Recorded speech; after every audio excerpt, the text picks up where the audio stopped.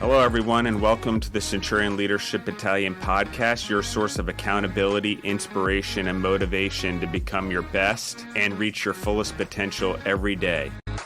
Our motto, it's simple: to use our determination to crush our everyday leadership tasks so that we dominate in our delivery of services and products to our clients and achieve victory in personal growth, profitability, and creating environments for those around us to prosper. Let's get this show started.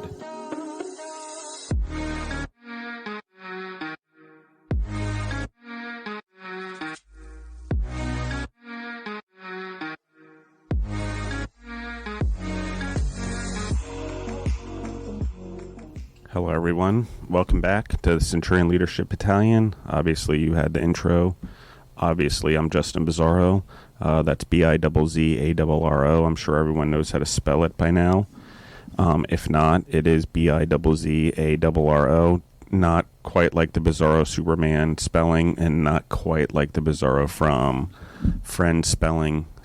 But close enough. Anyway, so today I'm with you guys on another one-on-one or wake up on Wednesdays or whatever we call them. It's been a while since I'm just getting back from Mexico, and obviously a lot of stress. It is what this episode is about. What is it like to be stranded in Mexico or in a foreign country?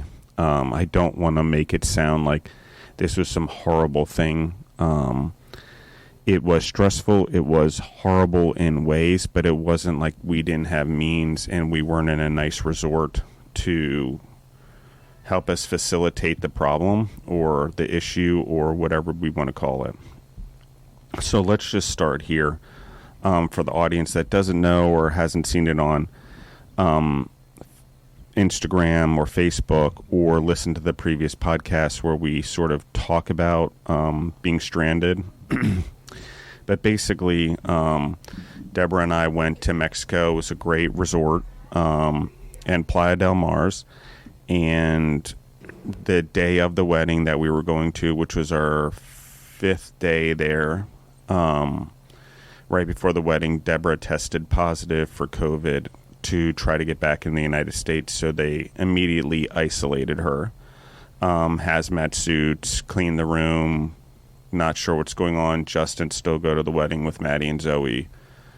Let's try to figure this out. So I obviously try to go and get through that day, make sure everyone has a good time. It's not about Deborah and I, it's about the married couple. Get through the day, and then the next day it's like a ton of bricks. Like, okay, I have to leave the hotel. I got Maddie and Zoe leaving, but Deborah's stuck here. What am I going to do? They're trying to charge me for the night. I know Deborah gets to stay for free, but what happens to me? And so we're trying to work all of it out. I ended up having to pay 2 nights before they reimbursed us. And Deborah and I, obviously, a lot of tension. We can't see each other. She's isolated. She can't leave a hotel room. She doesn't have any sun. She has a balcony, but she has 2 security guards, making sure that, she doesn't leave or cause any contamination to the rest of the resort, so on and so forth. So all things that are probably proper steps, interestingly. So we're talking day 6 by now. 6 days go by. She gets released. She's served her quarantine and her isolation. We go to leave, and we can't leave again because the United States had changed their policies overnight. But because we were in the country when the policy changed, we no longer had free nights at the resort. They wouldn't let Deborah back in the country, and things got kind of crazy with the paperwork. So that all being said, we stayed, and we paid to stay in the same resort that we were in, because doctors were there and everything, and we had the means to do it. But it was a very interesting thing being, seeing Mexico's policies towards COVID. I think we're going to talk about that a little bit in this episode. Well, what I believe is about to happen is, you have Russia about to invade Ukraine. I'm going to talk about that because it was interesting to see it with all the different perspectives, particularly internationally, that I witnessed being in that resort for 18 days. I'm going to talk about the health, okay, and I'm going to talk about a lot about the privilege as Americans that I feel, and when we go to places like Mexico and we stick in these all-inclusive resorts, what is it that we're really doing and exposing our children to? So let's just start here. I thought it was great that they chose this venue for everyone coming in out of town. Not everyone travels to foreign countries. Mexico was great with COVID and their policies and their doctors and working with the United States. And the resorts were great at it. The staff was great. So A+ to where we chose to go. A+ that the resort had the doctors and the testing and all the stuff as part of the fees for staying there. Obviously very expensive, but it was worth it. Okay. Deborah and I typically don't travel this way. Like, we expose ourselves to the country. Even if we stay in a hotel, we try to make sure it's in part of the city, and we go try to explore the city, good, bad, or indifferent. We try to do what we can to see everything and eat in the local neighborhoods and talk to the local people that live there, so on and so forth. So to go into all-inclusive is atypical. Number one, I don't drink alcohol ever. So there's that, and I haven't drank much alcohol over the last 12 years of my life. Just part of who I am and part of trying to pursue my potential, and also deal with some, issues around it, as you can listen to episode 12. But Deborah doesn't drink much either anyway, and she does drink, but it's not like an all-inclusive worth of rates, and certainly the food was outstanding. And so I want to talk about that. Part of the reason Deborah and I go out in the countries and when we travel is to experience the food the natural way, because we very much find, being in the food industry, that the rest of the world eats better than we do. And that may be hard for everyone to hear on this podcast, and I'm probably going to upset a ton of people, because there are people starving in the world, and they're like, oh, Americans have so much access to food and we overeat. All true. Americans overeating has a lot to do with the lack of nutrition in our food. And there's plenty of starvation or quote-unquote malnutrition in the world, where there's food or rice being fed, but they're not getting nutrition along with it. So while they may not necessarily be starving, there's malnutrition. And when there's malnutrition, you want to keep eating and eating and eating until you get that nutrition. Okay, makes perfect logical sense. Like, you take your vitamins, you have a vitamin-based diet, you put biodiversity into your diet through purely a screen process and what your body picks up, and that it doesn't need the same thing every day. It needs different things over a period of time, nutrients, vitamins, whatever. You can see that we don't do that as Americans. We really live off of 3 meats: pork, beef, chicken. It's rare that we have turkey unless it's on a sandwich. It's rare we explore any other animals in our biodiversity: buffalo, duck, goose, quail, whatever. We should be exploring more. Elk, we talk about that. Even venison, how do we explore that? We have plenty of deer. So it's things like that we talk about. But in other countries, they explore the biodiversity a lot more, and they use their local ingredients more. Mostly, I wouldn't say it's entirely true. And every country has processed foods and whatever. But I'll give you an example. In Mexico, there's not corn syrup in Coca-Cola. It's sugar. Okay, because America and wanting to keep our corn fields and make sure we have corn in case we go to war again, and now corn also being a fuel source with ethanol and a feed source for our animals, we want to make sure corn remains prominent, and any excess corn we produce can go into corn syrup. It's not high fructose corn syrup anymore. Okay, good, but it's still corn syrup. It's still not sugar in the way that sugar is sugar. And so it's great that we produce corn syrup, and I have nothing against the farmers that do it. I just want everyone to look at the difference.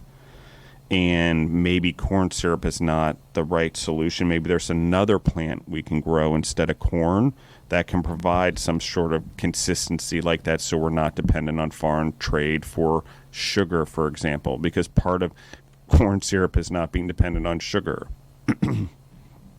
So these things all matter, but here's the interesting part about my health. Okay, now part of it is during these 18 days, the stress of traveling, COVID, I got a lot still going on at work and food service partners and clients and COVID and ungratefulness. Like, I could tell you stories galore about how many clients and how many years you work with them and you put your employees at risk during COVID. Yet when the logistics system's going down the tubes or prices in food are going up, they're refusing to pay you guys more money for the food that they're getting, even though everyone sees the crisis, or your service is rendered, or your gasoline, since gasoline prices. So the partnerships are very weird right now, because the world, no matter what was before COVID and all the loyalties and stuff, the world has changed quite a bit, and loyalty and things like COVID have really shaken up, and we put people behind masks. And no different than the Civil War, we let an issue like vaccinated or unvaccinated come between families and cause tensions that weren't there before. So, and I never saw more of it than I did in Mexico. And here's my prediction about this. I believe that if we start going to war in the world, or couple things, if Russia really does go into Ukraine, we obviously can see that no matter how good we have it or the economies that are going, that we should have probably puffed our chest a little bit better over there and shown our strength and fought for liberty and human rights. I don't know what's going to happen, but Russia, and based on what happened with the country Georgia, come on. And when that happens, I think we're all going to forget about the mask and forget about COVID, and the world's going to move on to the next thing, because that's what we do. And we made such a big deal out of COVID, and Deborah and I go through this thing as American citizens where we're getting bounced back by our own country, where she didn't have one symptom, guys, or run one fever. And here's the crazy part is, even after all that, even after we stayed to come back in the United States, they changed their policy again and started to bounce us back again. And she's like, we're just like, fuck it, let's just take a test. I had taken a test basically every 2 days. So I knew I was negative the whole time. I'm like, take a test. We've been together. I tested negative. You should just take a test. Negative. Well, you can go home. It's like, you know. So, and if she hadn't done so many tests that tested positive at the very beginning, I wouldn't have believed it. But obviously the quarantine worked. Obviously she didn't bring it into the country. Obviously getting bounced back was effective. Like the changing policies, the United States not having the same tests as the rest of the world, us sort of needing to do everything different. It's just, I get it, we're pivoting, and I get it, we're looking at things, but the stability of being an American while you were there and the changing policies was very interesting. And if you tested negative, you were good to go. I don't think you knew anything different, because, well, in the resort, it was basically, someone basically said, and I agree with this, it's Mexico light. A lot of people travel to foreign countries and bring their children, like, oh, we were in Mexico. Oh, and it's worth an Instagram photo. You know, were you in Mexico? Did you experience Mexico? You were at a resort. You know, so, and I'm not saying that you shouldn't go travel on a resort, but it depends on what you do from there. The all-inclusive, the families not leaving the resorts, it's interesting. I also want to talk about privilege, because I'll tell you one of the strategies when they were making me pay for the room, and I was like, no, you guys, I really believe that you should give me the room during these days, and this is what the agreement is, and we needed to work through it. And eventually they did the right thing, but it took me standing in the lobby every morning quietly, just patiently asking them and doing it again and again, and then I'd eventually pay after 4 hours that day, and then I'd do it again the next day, eventually pay after 4 hours of being there. Read a book, sit in the lobby, make sure they still saw me. By day 3, they knew I was coming. Mr. Bizzarro, everything's covered, we're going to refund the money, blah, blah, blah.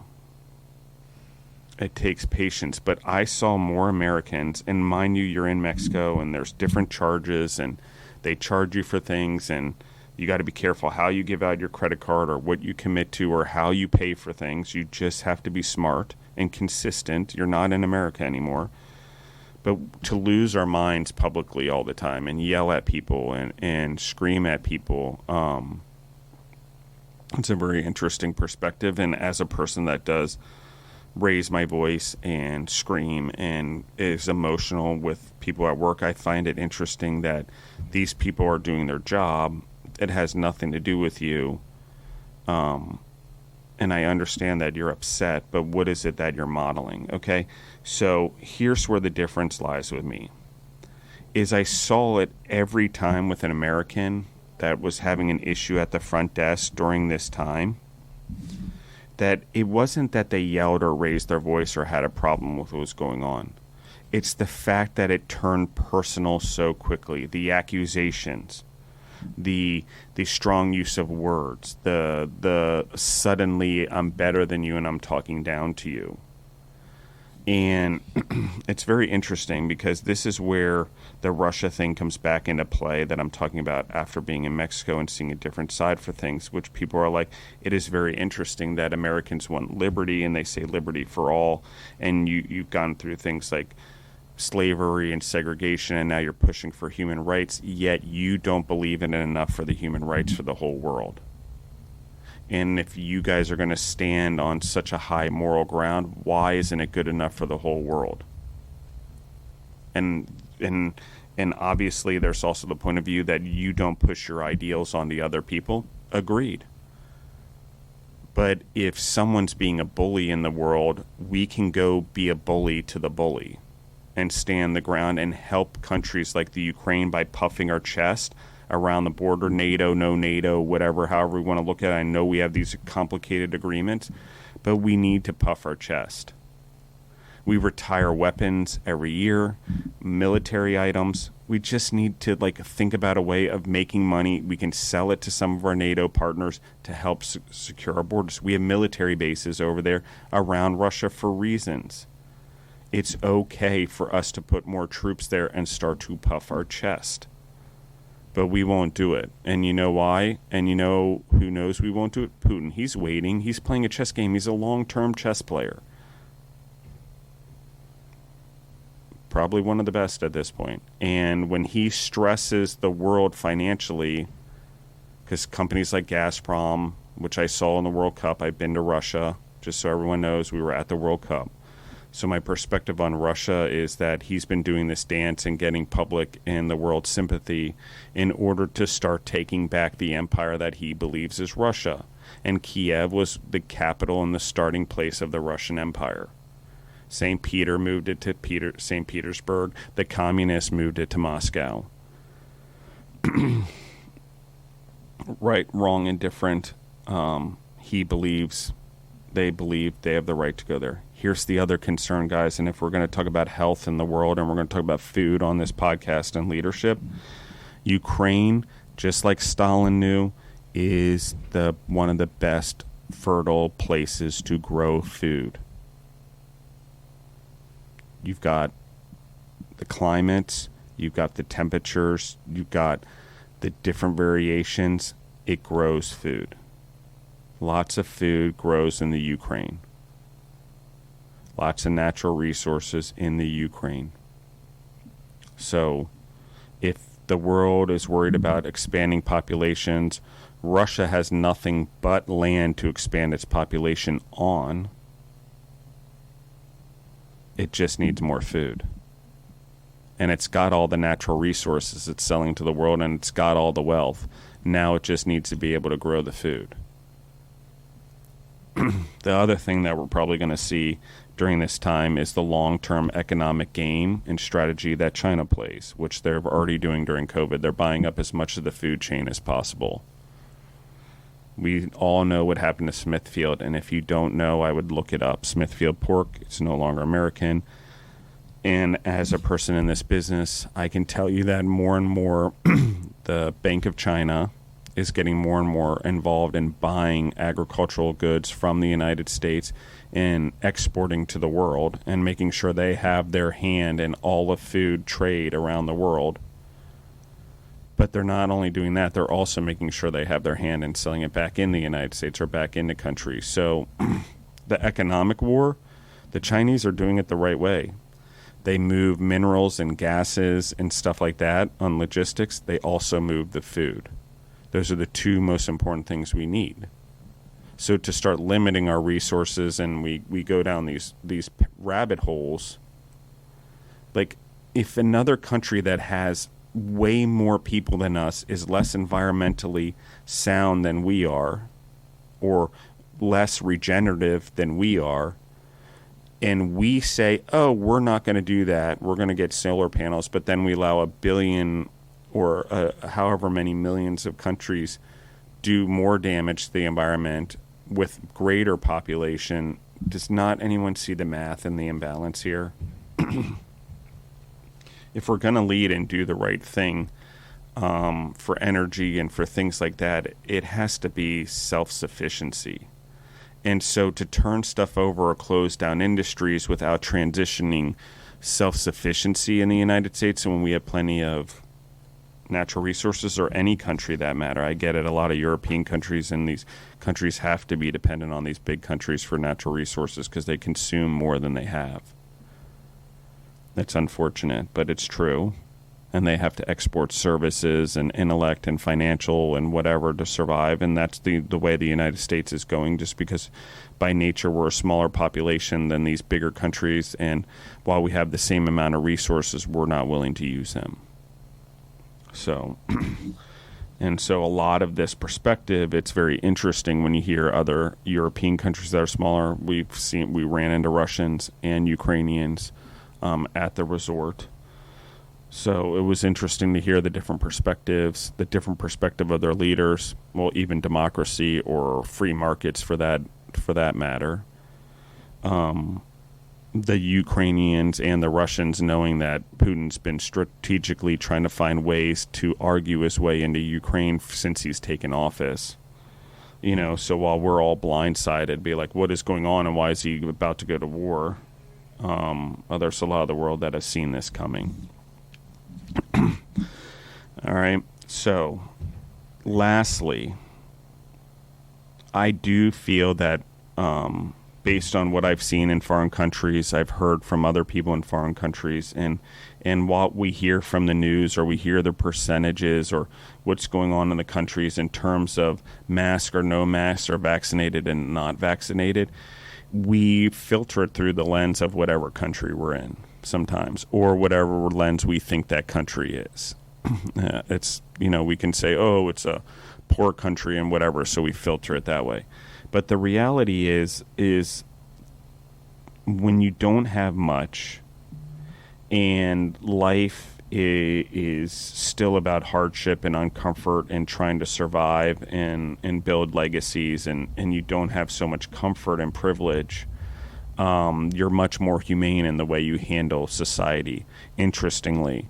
So because in America, for example, the middle class and the upper class have so much to protect and are so protective of what they have, versus realizing what they really have is unity, a bond, and a family, and a world where they can rebuild anytime they want. And it doesn't matter what you have now. You always have an opportunity to rebuild.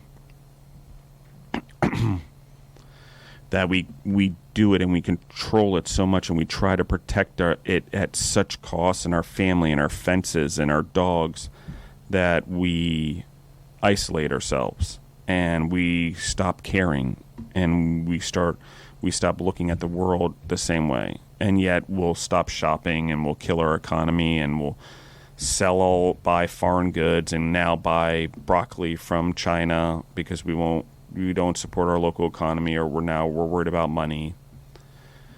And the long-term damage to our children that we just did by isolating, by not buying the right food, is so much greater than a COVID problem. Like, we don't see the pattern that's happening here, and we don't see what privilege is doing, what not eating right is doing, what not making America be the best in food really matters in the world, whether it's we start looking at bison or alligator, and we find food sources that we are known for, not just beef or chicken or whatever, or pork, that can be anywhere in the world. What is it that we're going to known for? What type of pork? What type of beef? What type of chicken? What are we going to push it to? What are we as American consumers going to do to make sure humanity is equal? Well, if we make sure our animals are humanely treated, I'm starting to guess that prospectively, as we understand that and we educate on humanely treating things and the natural process of life and death, I bet you humans get nicer to each other and have a better understanding and start to transcend some of these barriers like religion, ethnic differences, and color of skin, or whatever we want to have differences. Now it's man, once woman, whatever, that we're still trying to figure out, because now we're very expressive as a culture and we have all these different associations in the way we look at ourselves. And they're all okay. I'm not making fun of it. I'm just saying it's a lot to navigate. So if we want liberty for everyone, and we want everyone to have a voice, and we want everyone to be treated humanely and be accepted, we also have to figure out how to do that in its entirety across the globe for the animals and the plants. And we have to figure that out by doing it and realizing that we're semi-gods here. Like, okay, we're not the gods, but we have hands and we have ability to care and get animals love and love the earth and treat it as one. And yes, we have to eat things to survive, and we need meat and animal fat for our brains. So we have to come to, to realize that loving the animal is also treating it humanely so we can eat it, But I will tell you, I lost 17 pounds in Mexico. I ate more food than I normally do with the stress and everything going on. I did do 75 hard. So I was on that while I was there, which,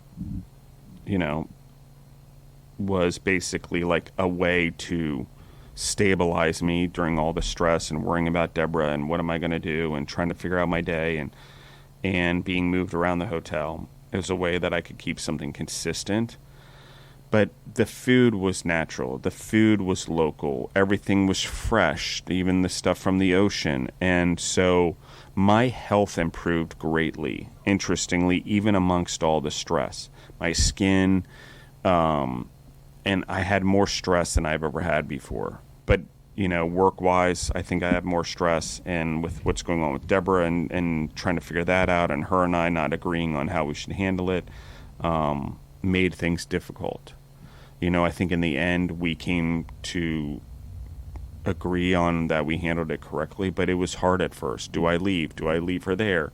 Do we, I wasn't going to leave her in a foreign country. I wasn't going to set that model for a future husband for Maddie and Zoe. But we did worry about work, and Deborah was worried about me working, and that is a legitimate, both sides were legitimate. And so one of the things I would say is that you really need to focus on financial independence in your life and make sure you're going to be okay. And when you build your businesses or you build your careers, that you build the people around you so strong that they can survive without you. And if you're out of town or you have an emergency and your boss is like, get back to work, you have employees that work for you that say, hey, I will step up for Justin. I know he needs to be there for his wife. Please don't hurt him for this. We're a team. He trained us to have each other's back. And if you go back to the Jocko Willink books, it's cover and move, cover and move. You train your team to do that. I'm talking about extreme ownership, by the way, I believe is the name of the book, or executive ownership. I can't remember. But either way, in there's a chapter called Cover and Move, and it's what I'm talking about. So lastly, I will tell everyone that when I came back to the United States, Deborah and I, over the last few days and adjusted back to American processed food and I didn't get sick in Mexico. Everyone talks about Montezuma's revenge. Really, I think it's your body cleansing itself in some ways, and maybe it's water and bacteria and stuff like that. But our bodies just don't know what it's like to have natural sugars and natural items in our food as Americans. Maybe even Europeans, I don't know. But I would say majority of the world, we're getting more and more used to processed foods. And that doesn't mean I didn't have a soda and I didn't, do what I, eat whatever I ate, as long as I was sticking to what I agreed to. My diet was 75 hard. There was some food in there that would be considered processed. But generally when I do 75 hard, I eliminate all processed foods. and I try to stick all natural. And so, that being said, even here, even with a slightly processed food that I had brought into my diet just to keep my calories up, in Mexico, I was still losing weight, and my muscle tone and muscle gain and water and everything was just different. And it's the beverages, the juices, the things like that. Even you look at the way they make the ice creams. Like, I get it. It's a luxury because it's a high-end resort. But I also know that if I go out in those places, they eat more local. They go to their grocery stores more often. They're smaller. They're more unique. They're more seasonal. It's not always, you can get tomatoes all year round or the same type of tomatoes. I know the world's getting more and more used to that. But what I am saying is that I really, as a population, as a human species, if we don't see that our health is also correlated to the health of our environment and the regeneration of our environment, and the health of our animals and the plants and stuff on it, I don't know what to say to anyone. I don't know how much more logical it can get. And if religion or whatever, we've existed at least 15,000 years. We know that's when we sort of woken up. So probably 150,000 years. So whatever it is, or however we got here, or whatever our purpose is, it's certainly not to extinct ourselves. And certainly feeding ourselves, the body of Christ or the blood of Christ as we do in Christianity. Like, you're getting nutrients from it. You're getting substance from it. He's in nourishing you with him. Not only, and I get the analogy of spirit and faith and all that, but it's also about really freaking being a healthy person. Right?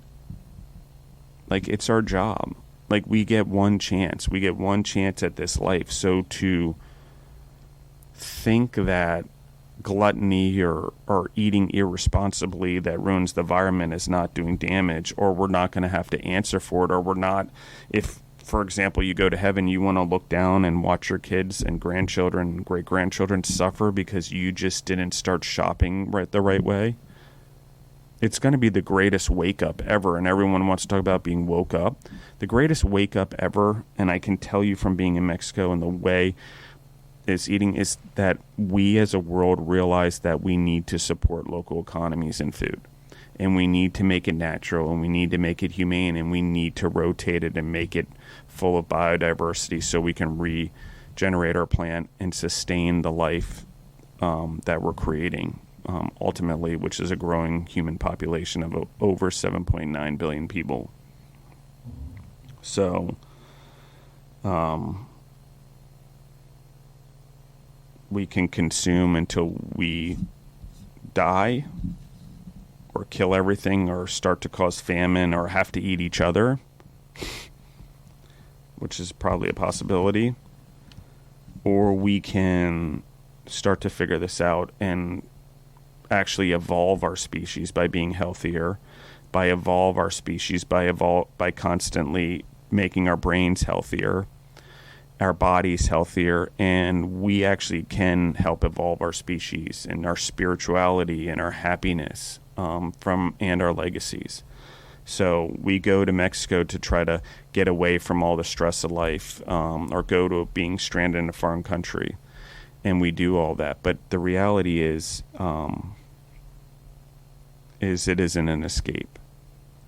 And what we're really needing to do is go expose ourselves to the world, and we would appreciate what we have so much more and not need to keep consuming to try to feel better. And if we really went into the world and exposed ourselves, we would see how much more value we could give our families by not consuming, by investing in them and investing in our families, or side hustles, or teaching our children things. So with that, thank you, everyone. There will be another WOW episode later this month, where I do continue this conversation about the other part of being stranded in the country. How do you be prepared money situations that I didn't talk about during this podcast, times that Deborah and I have almost been kidnapped in Russia, or the kids, I should say, things that we've had to deal with in South Africa, or issues that I've had in India, and things like that, or even in Spain and Italy. So I just want to fully talk about being stranded in the country, so there will be a part 2 to this episode. But I thought that was good for today to sort of give everyone a mouthful or an earful. So thanks everyone for listening in. Have a great day.